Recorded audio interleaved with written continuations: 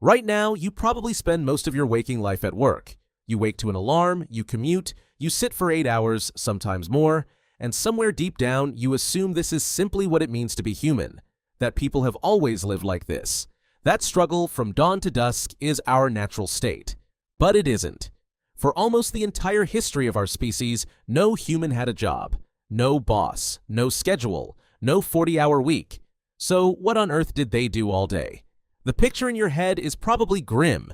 A prehistoric human, cold and desperate, hunting from sunrise to sunset just to survive. A life that was, in the famous phrase, nasty, brutish, and short. For a long time, that is what everyone assumed. That before farms and factories, life was a constant, exhausting fight against starvation. It turns out we had it almost completely backwards. In the 1960s, anthropologists went to live with some of the last hunter-gatherers on Earth. People like the San in the Kalahari Desert. Not a lush paradise, but one of the harshest places a human can survive. And a researcher named Richard Lee did something simple. He measured how much time they actually spent getting food. The answer stunned everyone. It was around 15 to 20 hours a week. Not a day. A week. To feed themselves, adults worked the equivalent of 2 or 3 days, and then they were finished. In a desert, with nothing but simple tools. And this was not a one-off. Decades later, scientists studied the Hadza, hunter-gatherers still living in Tanzania today. They found the same thing. Adults spend only a few hours a day getting food, and despite eating no processed food and seeing no doctors, they show almost none of the heart disease, obesity, or diabetes that crowd our modern hospitals.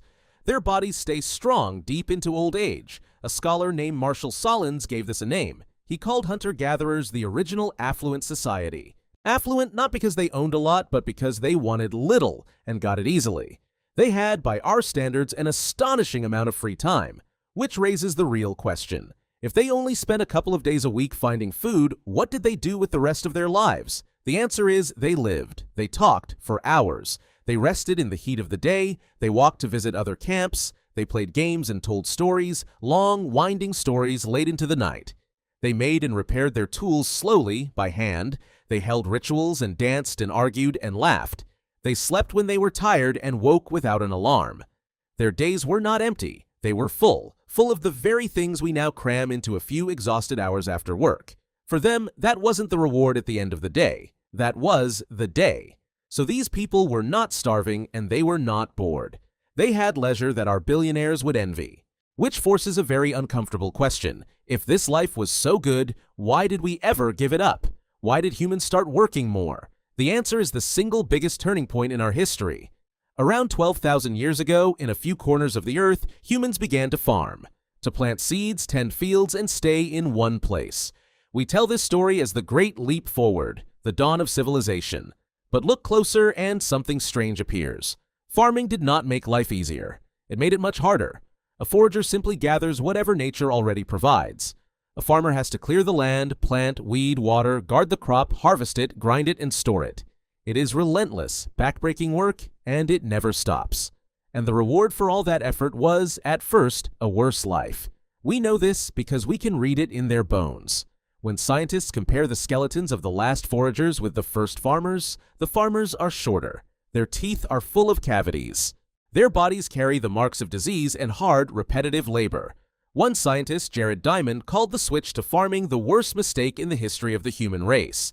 The historian Yuval Noah Harari went further and called it history's biggest fraud. So if farming made people shorter, sicker, and forced them to work more, why did it win? For one brutal reason. Farming produces more food from the same patch of land. Not better food, just more of it. And more food means more babies that survive. So even as each person's life got harder, the number of people exploded. A farming village could outbreed and overwhelm a whole band of foragers. There was no going back. Not because farming was better for you, but because there were simply too many mouths now to feed any other way. We were trapped by our own success, chained to the very fields we had planted, and farming brought more than just longer hours. Crowding people and animals together in permanent villages unleashed new plagues that had never existed before. Storing grain created something else, too, surplus. For the first time, one person could hold far more than another. With farming came the first rulers, the first taxes, and the first vast gaps between the rich and the poor. Inequality, in a very real sense, was planted in those first fields. And from there, work only deepened. Farmers answered to landowners. Landowners became kings and empires, all resting on the labor of people in the dirt. Then, just a few hundred years ago, came the final twist. The factory, the clock. For the first time, humans sold their hours by the number. A whistle told you when to start and when to stop. Your time was no longer your own. It belonged to whoever paid for it. The 8-hour day, the weekend, the very idea of a job, these are not ancient. They are astonishingly new. They were invented, fought over, and handed to you as if they had always existed. And it is worse than it looks. Your 40 hours at work are only part of the picture. Add the commute, the emails after dark, the cooking, the cleaning, and the endless errands, and a modern person can spend far more of their week working than any forager ever did. Often for a life with less rest and less time with the people they love. And still, we are told this is progress, because a myth this useful does not die easily. A world built on work needs you to believe that work is who you are, that resting is laziness, that your worth is measured in hours. It is a story repeated so often by schools, by employers, by almost everyone around you, that it stops feeling like an idea and starts feeling like a law of nature. But it is not a law of nature. It is one of the youngest ideas our species has ever had, and here is the part nobody tells you. That feeling you have at the end of a long week, the deep exhaustion, the quiet sense that this isn't quite what a life should be, you are not imagining it. You were not built for this.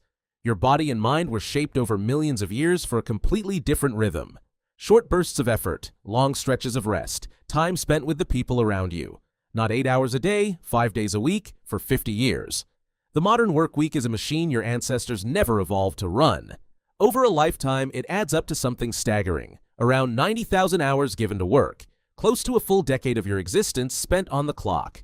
Picture one of them. A forager waking with the sun, no alarm, no dread. By late morning, the food for the whole group is found and the work is over. The rest of the day stretches ahead, warm and open. An afternoon of talking, of mending a spear, of watching the children play. As the sun goes down, the whole camp gathers by the fire, not to collapse in front of a glowing screen, but to tell stories that everyone already knows, and loves anyway. That was an ordinary day. That was normal. And if that ancestor could somehow see your day, the alarm, the commute, the screen, the humming fluorescent light, they would not envy you. They would pity you. So the next time you drag yourself to work, remember this. You are not lazy for finding it hard. You are a wild animal shaped for freedom, running a schedule that was invented only yesterday.